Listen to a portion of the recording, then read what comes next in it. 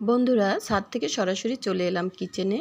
চা বানাচ্ছি, একদিকে দুধ চা আর একদিকে রং চা। চায়ের সাথে হালকা কিছু খেয়ে সন্ধ্যার পরে বেরিয়ে পড়লাম একটু ঘোরাঘুরির উদ্দেশ্যে। সবাই মিলে আজ আমরা ত্রিবেণীতে যাচ্ছি।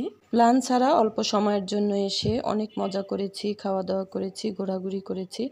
দিনটি যে কিভাবে চলে গেল বুঝতেই পারিনি। আসলে সুন্দর মুহূর্তগুলো এরকমই হয়, মানুষের জীবনের সুন্দর মুহূর্তগুলো শুধু স্মৃতি হিসাবেই ধরে রাখা যায়।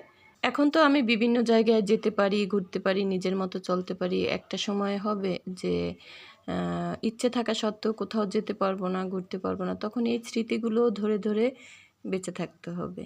গল্পতে গল্পতে অনেক কথাই বলে ফেললাম। এই বোটগুলো দেখে তো আমার ভালো লেগেছে। যদি রাত না হতো, দিন হতো, আমি সত্যি সত্যি এর ভিতরে উঠতাম। আর ত্রিবেণীর ভিতরটাও একটু দেখে আসলাম। আসার পথে আমরা আগুরায় ঢুকে চালের গুঁড়া ও কিছু জিনিস কিনলাম।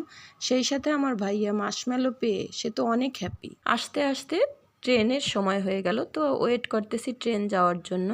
আর চালের গুঁড়া দিয়ে কি হবে জানেন? এবারও আমি ছাদের থেকে একটি বড় মোরগ নাওমিদের বাসায় নিয়ে আসছি। সেটা রান্না হবে আর চালের গুঁড়ার চিটানো পিঠা হবে। বাসায় এসে দেখতেই পাচ্ছেন, একদিকে মোরগ রান্না হচ্ছে আর একদিকে আমার মেজো বোন ছিটানো পিঠা বানাচ্ছে। আমরা আমার মেজো বোনের রান্না খেতে খুবই পছন্দ করি। ওর রান্না আমাদের সবার মাঝে বেস্ট। ওর হাতের ছিটানো পিঠাগুলো কেমন হচ্ছে তা আপনারা কমেন্ট করে জানাবেন।